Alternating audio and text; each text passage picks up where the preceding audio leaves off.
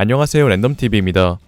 오늘 소개할 영상은 루나리엘 쪽 화제 킹 2부입니다. 영상을 보기 전 루나리엘 쪽 화제 킹의 정체 1부 영상을 먼저 시청하시면 이번 영상을 더욱 재미있게 보실 수 있습니다. 루나리엘 쪽 화제 킹 정체 1부를 요약하면 킹은 과거 신이라 불렸던 루나리엘 쪽의 생존자로 루나리엘 쪽의 루나리아는 달과 같은 이라는 뜻을 가져 이들은 달에서 내려온 다리엘 쪽으로 추측했었으며 퀸이 말하길 루나리엘 쪽은 불을 발할 수 있는 능력뿐만 아니라 온갖 자연하에 살아남을 수 있는 능력으로 신으로 불렸는데 여기서 저는 성지 마리조아 이전 레드라인 위 신의 나라에서 신이라 불린 루나리엘 쪽은 과거 신이 되어 세상을 지배했었던 일족이 아닌가 추정했었고 루나리엘 쪽의 불을 발할 수 있는 능력과 강한 내구력은 인공적으로 만들어진 게 아닌가 추측했었는데요. 그리고 이러한 추측을 기반으로 1부에서는 화제 킹과 임펠다운의 연관성 그리고 모티브를 다뤘는데 2부에서는 루나리엘 쪽의 능력 정체에 대한 추가 분석과 악마의 열매 기원에 대해 한번 가설을 세워보겠습니다. 태고의 달 비르카에서 자원 부족으로 푸른별로 온 달의 일족, 이들 일부는 하늘섬, 대부분은 지상으로 떨어져 살아갑니다. 그중 선한 인간들을 만난 달의 일족들은 인간들과 어울려 살아갔지만 악한 인간들을 만난 달의 일족 중 루나리엘 쪽은 사람이 살 수 없는 곳으로 내몰리게 되었고 이들은 달 비리카의 과학력으로 자신들의 신체를 개조하여 온갖 자연하에 살 수 있는 신체로 진화한 것뿐만 아니라 혈통인자를 조작하여 불을 발할 수 있는 능력까지 얻습니다. 여기서 많은 독자는 루나리엘 쪽의 내구성과 불을 발할 수 있는 능력은 원래 루나리엘 쪽의 특징이라고 생각하고 있는데 개인적으로 저는 하늘섬 사람들과 지상의 자연들 이름에 달이 들어가 있어 달일 쪽으로 추측되는 코츠키, 아마츠키, 시모츠키 일족뿐만 아니라 치키미 박사와 실루엣이 비슷한 베가펑크 등이 루나리엘 쪽의 특수한 신체와 다르다는 이유로 루나리엘 쪽의 특수한 능력과 내구성은 인공적으로 만들어진 게 아닌가 추측하고 있으며 조로가 루나리엘 쪽 킹에게 사륙 머신이라고 불렸던 것이 루나리엘 쪽 정체에 대한 떡밥이 아닌가 생각합니다. 또한 킹의 능력은 마치 인위적으로 만들어진 것처럼 불을 발하고 있을 땐 엄청난 방어력을 가지지만 속도를 올리면 불이 꺼져 방어력이 약해진다는 설정을 가졌는데 이러한 설정과 루나리엘 쪽 킹의 정체에 대한 떡밥이 나올 때마다 상디와 관련되어 보여주는 오다에치로의 연출은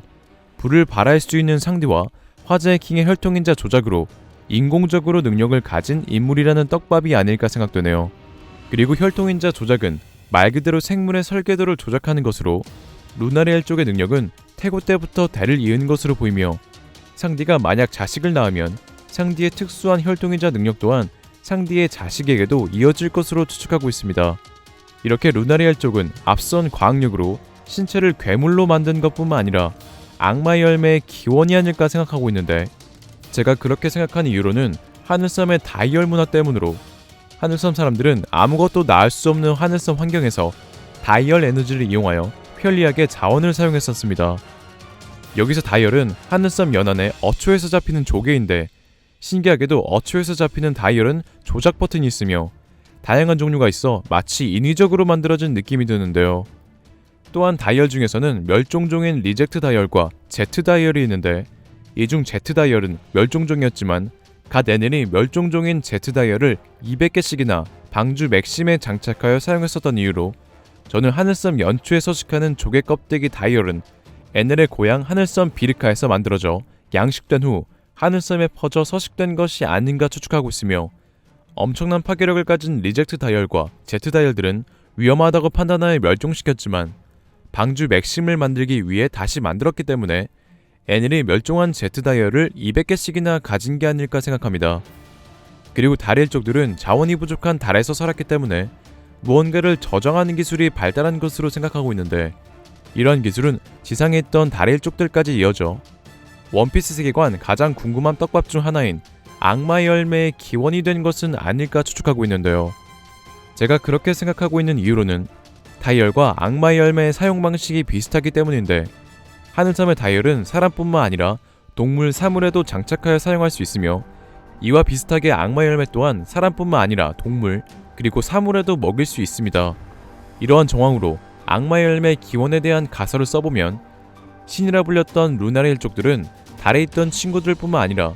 끝없는 대지가 있던 자신의 고향 달이 그리워 애닐이 생각했던 환궁을 개혁하게 되고 달 비리카의 부족한 자원을 채우기 위해 신비한 힘을 가진 것으로 추측되는 태양의 나무 이브와 달일족들의 앞선 과학력과 저장 기술을 접목하여 무한한 자원과 에너지를 얻을 수 있는 악마의 열매를 재배한 것이 아닌가 생각하는데요.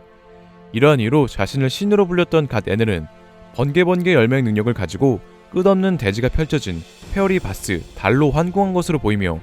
애닐이 만든 방주 맥심의 모티브 또한 성경 노아의 방주로 노아의 방주에 온갖 자원을 실은 것처럼 방주 맥심도 무한의 에너지원 악마의 열매를 실어 달로 환궁하려고 설계된 것이 아닌가 생각되네요. 이렇게 달일족들은 달을 가기 위해 악마의 열매를 만들었지만